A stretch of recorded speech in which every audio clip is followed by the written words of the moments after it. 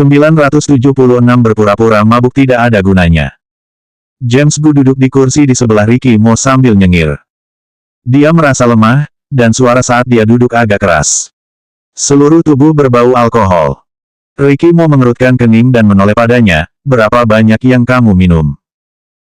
Setengah botol. Ekspresi James Gu agak linglung, menatap Ricky Mo sebentar sebelum kata-kata itu keluar. Lalu dia berbicara dan berkata, arak putih. James Gu memiliki lidah yang besar, dan menoleh untuk membuat ekspresi dengan Joanna Mo. Joanna Mo mengerutkan bibirnya dan berkata dengan jijik, Paman Gu, kamu sangat kekanakan. James Gu, hehe, tersenyum, terlihat sedikit konyol.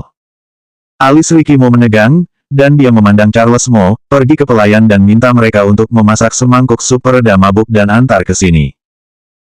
Tidak, tidak, James Gu dengan cepat menyela ketika dia mendengar kata-kata itu, bersandar dan duduk, tidak perlu. Dia mencondongkan tubuh ke telinga Ricky Mo dan berbisik, mari kita tunggu Lucy Sen datang. Ricky Mo. Meskipun James Gu berbisik kepada Ricky Mo, dia sudah mabuk dan lupa menurunkan volumenya. Semua orang di ruangan mendengar dia berbicara. Mata Joanna Mo bersinar ketika dia mendengar ini, Bibi Sen akan datang. Set, James Gu meletakkan jari telunjuknya di antara bibirnya dan membuat gerakan diam. Joanna Mo menoleh untuk melihat Amanda Mu dengan tatapan yang tidak bisa dijelaskan, wajahnya yang kecil penuh dengan pertanyaan besar. Kenapa Paman Gu begitu aneh? Amanda Mu hanya tersenyum dan berkata kepada Joanna Mo, ini adalah rahasia Paman Gu. Rahasia, oke, jangan tanya. Ricky Mo tidak peduli dengan apa yang dikatakan James Gu. Dia masih meminta pelayan untuk datang dan membiarkan mereka memasak sup untuk James Gu. Aku tidak menginginkannya, aku tidak ingin meminumnya. James Gu tercebur di kursi, seperti anak kecil. Ricky Mo tidak tahan lagi dan menendangnya, diam. James Gu, mendesis, dan memeluk kakinya dengan kepala tertunduk. Amanda Mu memelototi Ricky Mo, mengapa kamu menendangnya? Buat dia bangun, Ricky Mo memberi James Gu pandangan dingin, tidak ada gunanya berpura-pura mabuk, lebih baik minum sebotol lagi. James Gu membeku dan mengangkat kepalanya dengan batuk ringan. Dia tersenyum, Ricky, jangan hancurkan panggungku seperti ini, sungguh. James Gu menghela nafas, tampak tak berdaya. Tidak mabuk. Amanda Mu memandang James Gu dengan heran. Ricky Mo menjelaskan dengan lirih, minum sudah dipraktikkan sejak kecil, dan tidak mudah mabuk. Amanda Mu terdiam, apa yang ingin kamu lakukan? Aku tidak ingin melakukan apa-apa, hanya. James Gu menggaruk kepalanya dan berkata dengan malu, dia telah mengabaikanku selama beberapa hari. Adegan itu agak aneh diam untuk sementara waktu. Semua orang mengalihkan pandangan kepada James Gu. Untuk apa kalian melihat aku seperti itu? Aku hanya, kata James Gu, tiba-tiba menurunkan volumenya, tidak ada jalan lain. Amanda Mu bersandar dengan ringan, tidak tahu harus berkata apa.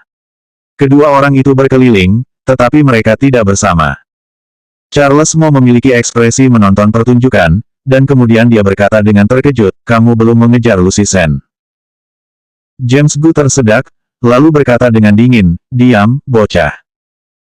Pada saat ini, ada ketukan di pintu di luar. James Gu segera bersandar di sandaran kursi, lengannya terkulai lemah, berpura-pura mabuk, menoleh dan berkata kepada mereka, dia di sini, jangan merusak. Setelah berbicara, James Gu menutup matanya dan pura-pura tidur. Saat berikutnya, pintu didorong terbuka. Orang yang datang bukan Lucy Sen. 977 Nyonya, apakah kamu menemukan tempat yang salah? Orang-orang di dalam ruangan semua memandang orang yang berdiri di pintu.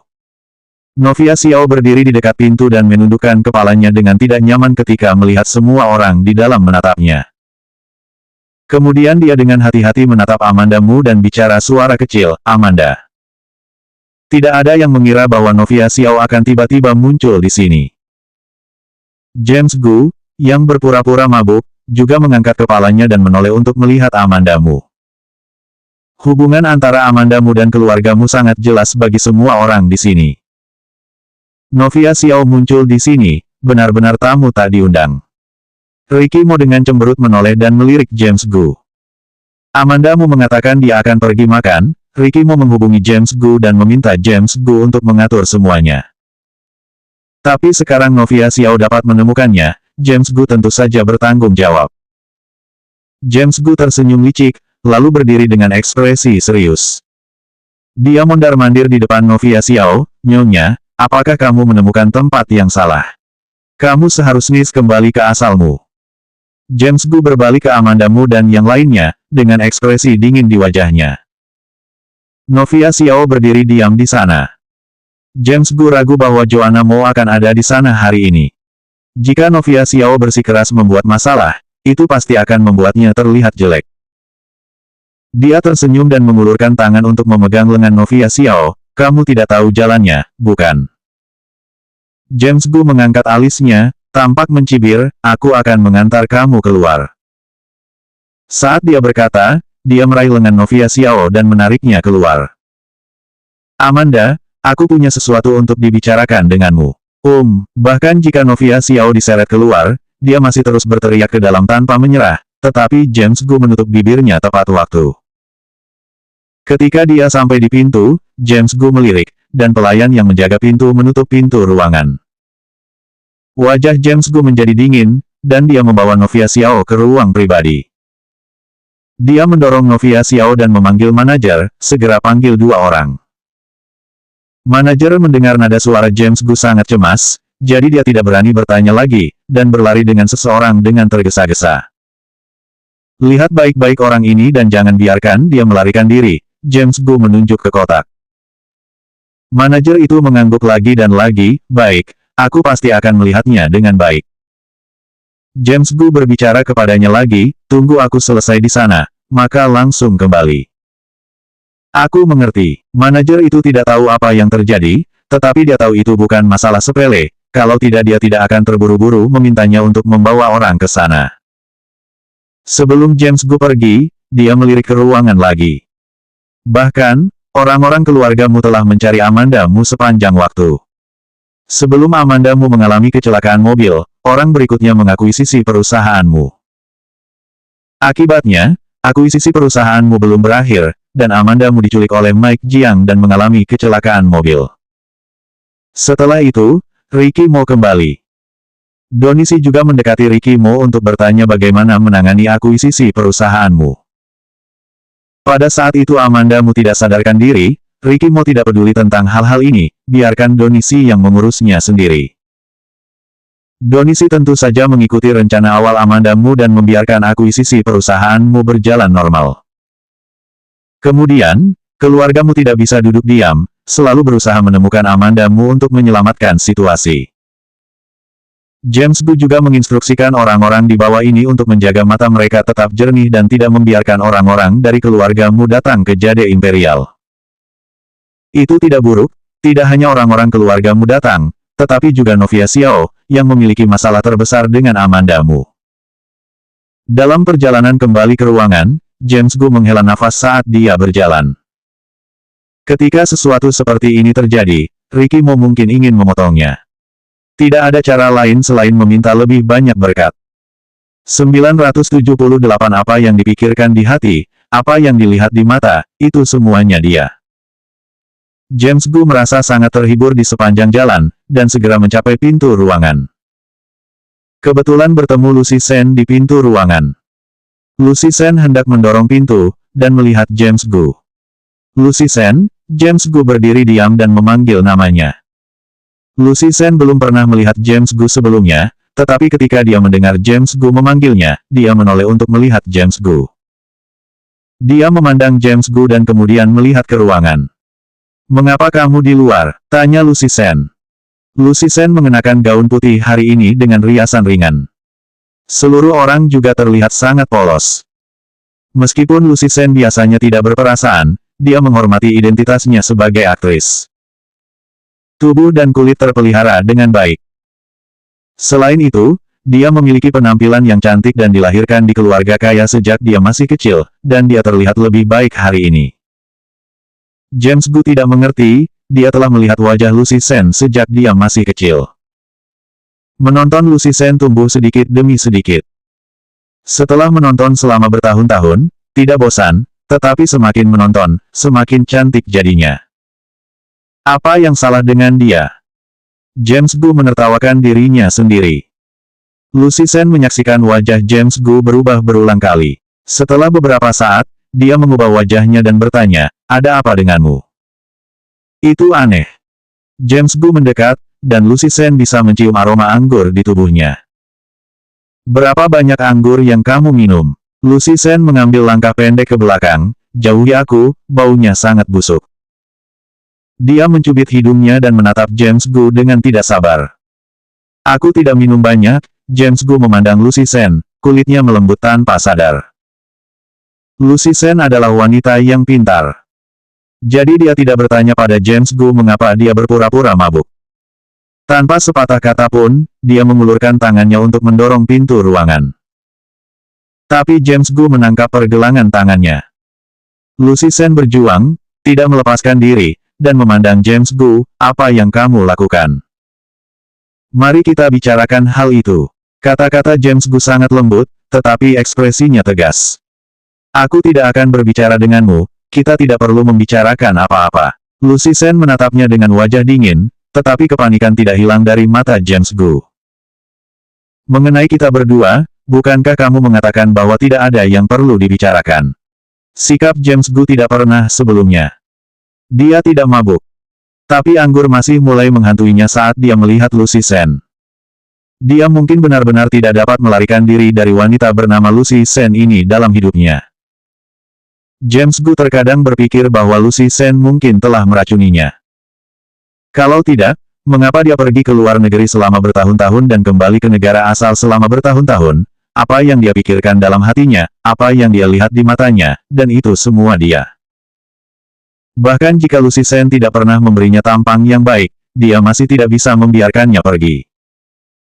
Wanita lain tidak ingin melihat lagi. James Gu, kamu pengecut ketika takut, dan kamu berani datang dan berbicara padaku, bagaimana denganku? Kapan kamu memberiku kesempatan untuk memilih? Kapan kamu berdiri di posisiku dan berpikir untukku? Mata Lucy Sen sedih karena James Gu tidak bisa mengerti. Mereka jelas sangat dekat. Menjadi begitu dekat membuat James Gu sering merasa bahwa bahkan jika Lucy Sen tidak pernah memberinya wajah yang baik dan tidak bersama dia, mereka masih akan bersama pada akhirnya. Mereka tidak akan terpisah. Mereka juga tidak dapat dipisahkan. Tetapi pada saat ini, dia merasa bahwa Lucy Sen tampaknya terpisah darinya oleh ribuan mil. Ada celah di antara keduanya, tidak terlihat tetapi nyata. Suara James Gu sedikit diredam, itu yang kau pikirkan tentangku. 979 katakan padanya, aku akan mengambilnya nanti. Apakah penting aku berpikir seperti ini? Lucy Sen tertawa rendah, jika kamu peduli dengan apa yang aku pikirkan, kamu tidak akan meninggalkanku dan lari ke luar negeri secara diam-diam. Wajah James Gu sedikit berubah ketika dia mendengar ini, kejadian ini telah terjadi bertahun-tahun yang lalu, aku tidak menyangka kamu peduli dengan kejadian ini di hatimu. Lucy Sen menelan ludah, berdeham, dan berkata, James Gu, jika kamu tidak pergi saat itu, kita akan bersama lebih awal. Maaf, waktu itu. Aku tidak ingin mendengarkan lagi, jangan bicara lagi, kita seperti sekarang juga lumayan baik. Lucy Sen menyela James Gu dan mengulurkan tangan dan mendorong membuka pintu ruangan. Hasilnya, begitu pintu ruangan terbuka, Ricky Mo dan Charles Mo berdiri dengan rapi di pintu. Di antara mereka, Amanda Mu di kursi roda. Joanna Mo berdiri di sisi kursi roda Amanda Mu, matanya terbuka lebar, matanya menoleh ke arah James Gu dan Lucy Sen, dengan ekspresi konyol di wajahnya. Lucy Sen sedikit membuka mulutnya, kalian. Charles Mo melihat bahwa Ricky Mo dan Amanda Mu tidak bermaksud untuk berbicara, jadi dia dengan enggan menjelaskan, Kak Lucy, kami tidak bermaksud untuk mendengar. Setelah selesai berbicara, dia melirik ke samping, dan dua orang di sebelahnya masih tidak punya rencana untuk berbicara. Harus terus berkata, kami baru saja melihat bahwa kamu belum datang, jadi kami ingin mengatakannya dan melihatnya, dan ternyata, begini. Begitu dia membuka pegangan pintu, dia mendengar percakapan antara James Gu dan Lucy Sen di luar. Dia berpikir bahwa ini adalah urusan James Gu dan Lucy Sen, jadi menguping tidak baik. tetapi mendengarnya tanpa menyadarinya. Sepertinya keterikatan antara keduanya cukup rumit. Kepala Charles Mo sedikit sakit ketika mereka mendengar mereka berputar-putar. Lucy Sen menghela nafas panjang dan berkata, "Tidak apa-apa." James Gu mengulurkan tangan sedikit kesal dan meraih rambut sendiri, dan berkata, "Ayo pergi, mari kita cari kamar untuk minum teh." James Gu menemukan ruangan lain dengan pemandangan yang bagus. Amanda Mu tahu bahwa suasana hati Lucy Sen sedang buruk, jadi dia tidak bisa bertanya terlalu banyak di depan Charles Mo. Dia menyarankan, datangkan kartu, mainkan sesuatu yang besar. Setelah berbicara, dia menoleh dan berkata kepada Charles Mo, "Pergi ke kakak sepupumu untuk mendapatkan uang, dan minta uang tunai." Charles Mo segera bangkit dan berlari ke Ricky Mo ketika dia mendengar musik.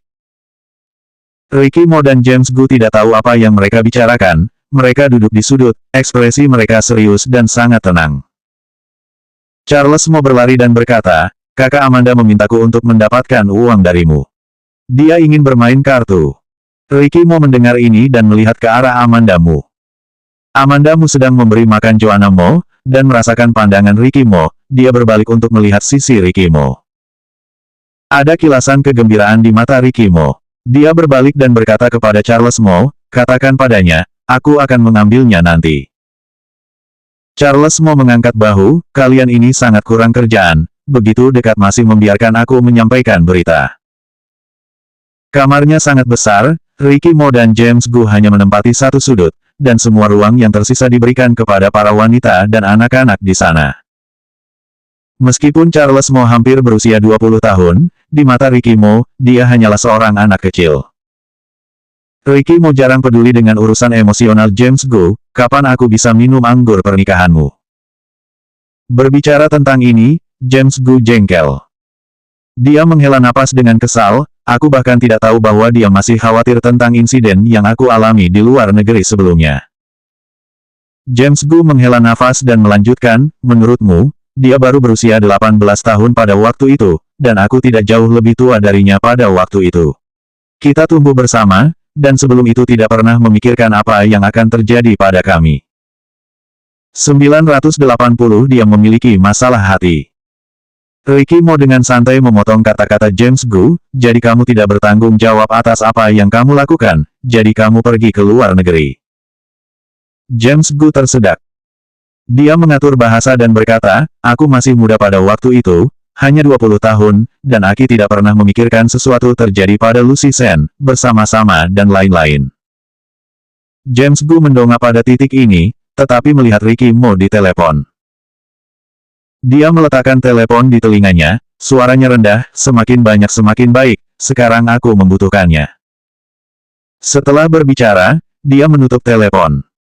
Ricky Mo meletakkan teleponnya di samping dan memandang James Gu, "Kamu lanjutkan."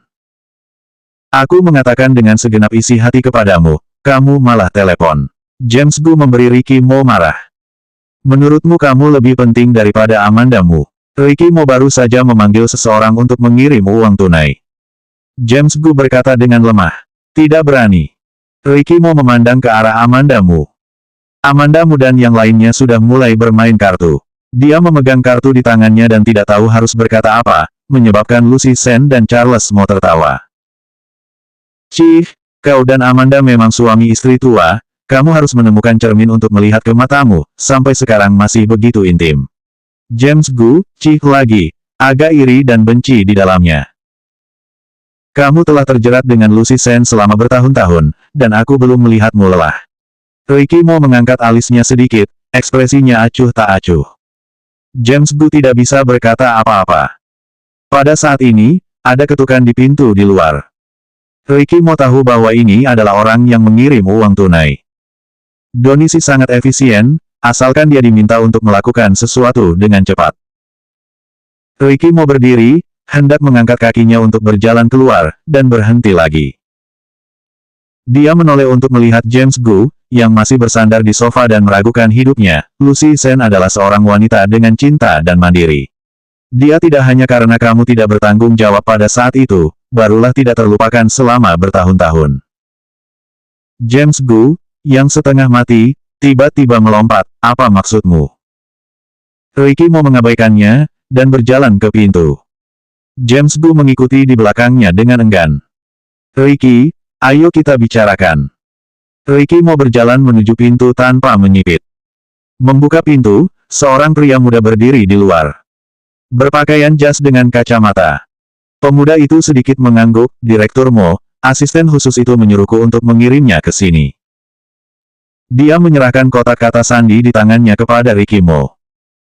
Tanpa menunggu Ricky Mo berbicara, James Gu dengan ramah menjemput Ricky Mo dan berkata sambil tersenyum, "Terima kasih atas kerja keras kamu, selamat tinggal." Pria muda itu menoleh untuk melihat Ricky Mo sedikit bingung. Direktur Mo. Ricky Mo berkata dengan dingin, "Ayo pergi."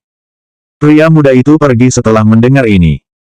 James Gu menutup pintu dan terus mengganggu Ricky Mo dan bertanya, "Ricky, apakah kamu tahu sesuatu? Jika kamu tahu sesuatu, kamu seharusnya memberitahu aku." Ricky Mo berhenti, tampak agak tidak sabar. "Aku tidak tahu." James Gu mengerutkan kening, "Kalau begitu kamu." Ricky Mo memotongnya, "Ketika kamu tumbuh besar dengan Lucy Sen, kamu harus tahu lebih banyak tentang siapa dia. Jika kamu benar-benar ingin tahu apa yang dia pikirkan, kamu harus mengerti dengan hatimu. Aku tidak tahu mengapa dia belum bersedia menerima kamu, tetapi aku dapat melihat bahwa ia memiliki kamu di dalam hatinya, tetapi ia memiliki sebuah masalah tidak terpecahkan dalam hati. Adapun apa masalahnya, aku harus bertanya kepadamu." Ricky Mo tidak pernah bertanya kepada James Gu tentang masalah hati. Ini adalah pertama kalinya Ricky Mo mengatakan begitu banyak padanya. Selanjutnya bab 981 jangan bicara, itu menggangguku.